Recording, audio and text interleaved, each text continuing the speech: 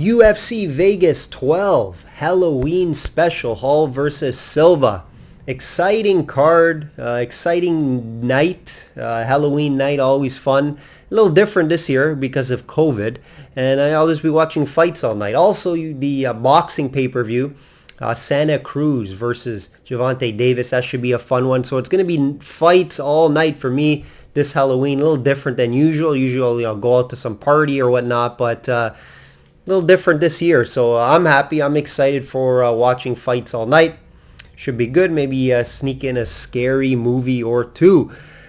We're going to talk about Khabib, the GOAT, the best pound-for-pound guy right now. We know Jones has something to say about that with his Twitter messages. You probably seen that, but it was just so dominant by Khabib, right? Brought him to the ground very easily. That was the question mark. Is he going to be able to bring him to the ground? And his grappling was just so much superior than Gaethje. Gaethje got to him a little bit with the leg strikes early in the fight.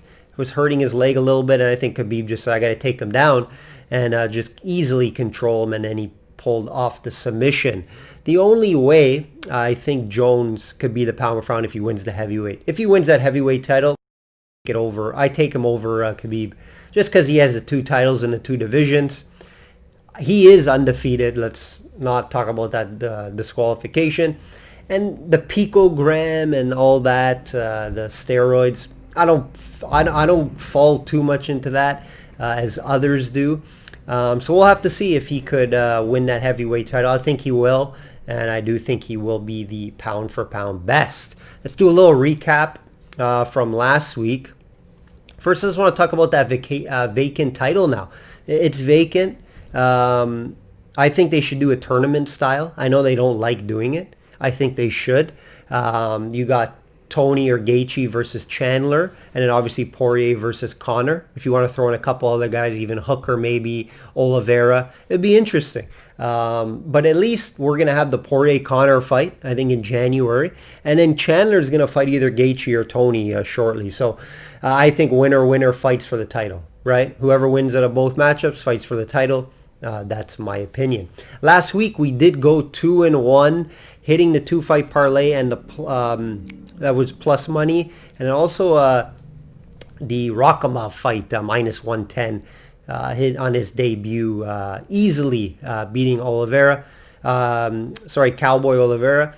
However, we lost the best bet. I had a 2.5 over in rounds in the main event.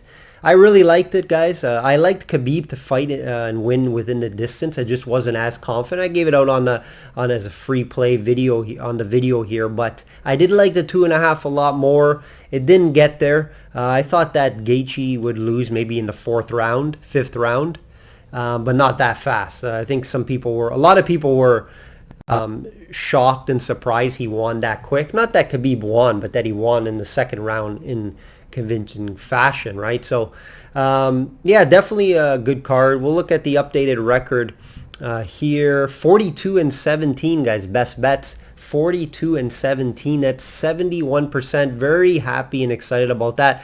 Still above 70%.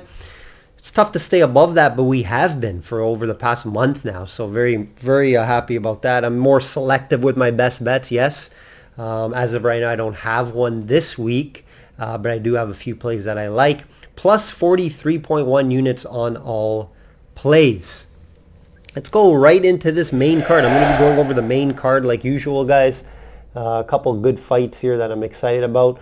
We're going to start off with Hall minus 225 versus Silva plus 185. The Spider fits right into Halloween that he's fighting. I just hate seeing a legend like this continue to fight, to be honest, guys. He lost 4 of his last 5, obviously against top guys, but he just doesn't look the same, and we all know that, right? 45 years old, okay? And he did already mention this is going to be his retirement fight, which he mentioned earlier in this week in some interviews. This fight is scheduled for 5 rounds. Last seen Silva go 5 was against Bisping back in 2016. And last fight in 2019 versus Cannonier was a quick stoppage in the first round, right? He stopped them really quick. Now fighting Hall, it's not close to the competition he's been fighting, right? We know this. Now Hall only 16-9, which isn't a great record as a fighter. We all know that. However, he does have back-to-back wins.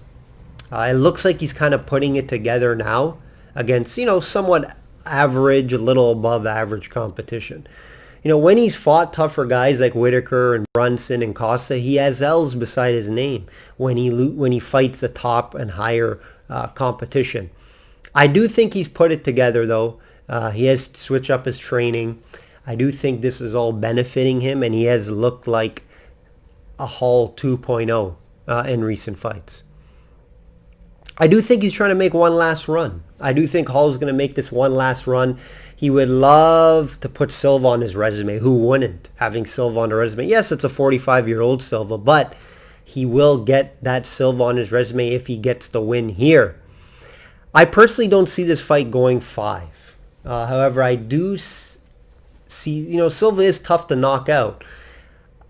It could maybe be in the later rounds that Hall gets a knockout if you're on the side. If this fight gets to the 4th or 5th, I just think it'll be sloppy, right? The lines tell you this as well. Fight to go to the distance, yes, -110, no, -125. It's tough. It's tough to call, to be honest. However, I do lean the fight not to go to the distance here. I think Hall does get the win here. Silva could come out with a final impressive fight. That's the only thing that's scaring me. This is his retirement fight. He may show up. You don't know what he's been working on.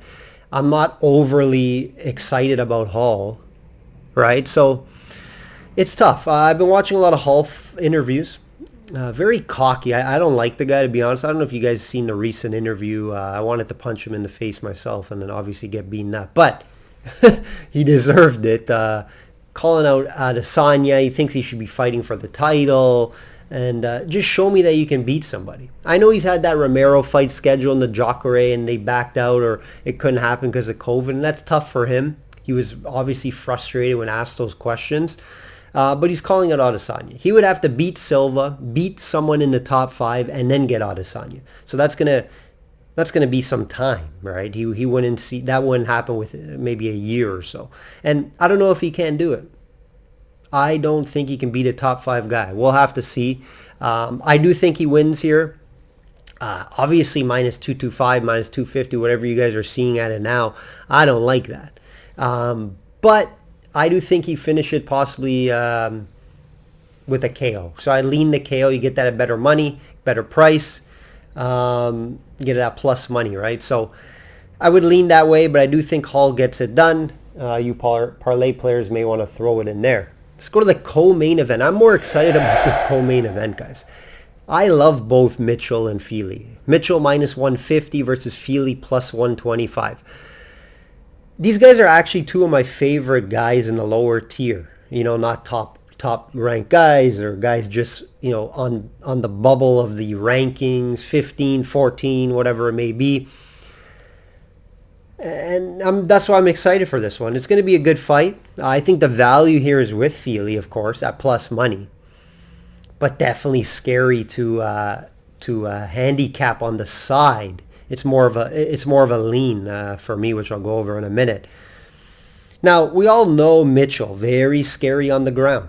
Fili knows this, right? We've seen Mitchell, how good he is on the ground. Fili is the better striker in this matchup. We just haven't seen it much from Mitchell to say otherwise, right? I think Mitchell knows this as well. Fili very technical on the ground. He gets in and out, uses his jab well. He's long. Mitchell will look for that takedown early. Fili is well-rounded. He's not bad on the ground. His grappling is solid, wrestling not bad. So don't get me wrong. I think he can hang around a little bit on the ground. But look what Mitchell did to Rosa. Rosa's just known for grappling. Fili's not known for his grappling, right? Fili has brought a high-level grappling coach to live with him for this fight. One of the best grappling coaches in the world, best grapplers, period, in the world. So I could just picture them walking around the house. They see each other and they start grappling in the middle of the night or something, right? So that's one thing you got to look at. Fili, like I said, he can use his reach to try to pick Mitchell apart here with movement and boxing. It is a tough fight to call, to be honest. I do think it is very even. So that's why I think there is some value with Feely. Right? I don't think it should be minus 150 Mitchell. Now, Mitchell has that hype train around him, right? Thug nasty, all camo short stuff. And I get it. He's 13-0 for a reason. His ground game is amazing.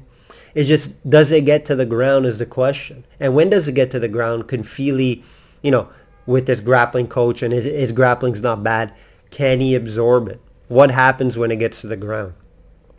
So if you ask me to pick a side here, I'll lean Mitchell, but I have not decided on a side. I think this fight could go the distance as well.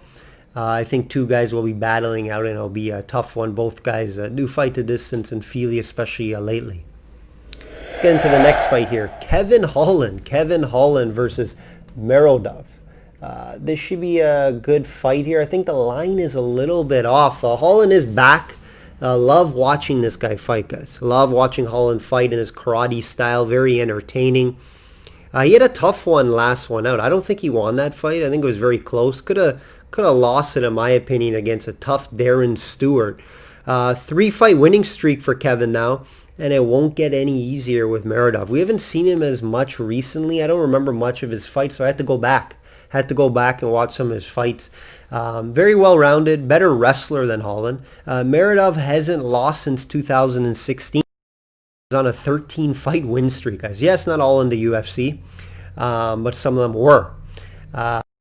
Very impressive on his tape. Managed by Floyd Mayweather Promotions. I don't know if you guys knew that, but did read an article this week about that. I didn't know before, to be honest. So I did read that article. It's very interesting. When I seen that. This fight can go either way, and it isn't an easy call on the side, but if you're going to look at it, you're going to look at the value. And I would look at Mordov plus 125 if you had to play a side here. I haven't bet it as of yet, but the value is definitely there. Kevin's been in the ring a lot. I think it may catch up to him here. Mordov had time to train and get ready for this. Even though it's both kind of short notice, but I think Mordov has been training, has been itching to get back in there. I think it's not a great matchup for Holland.